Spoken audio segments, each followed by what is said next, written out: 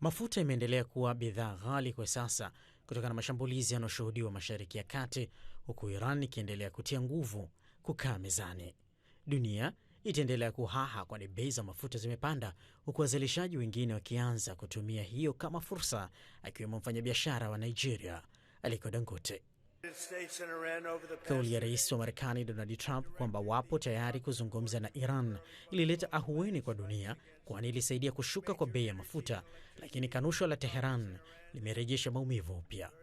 Kudhihirisha kauli hiyo ya Trump si ya kuamini, tayari waziri mkuu wa Israeli Benjamin Netanyahu amesema amezungumza na kiongozi huyo wa Marekani na kumwambia ataendelea kushambulia Iran na Lebanon.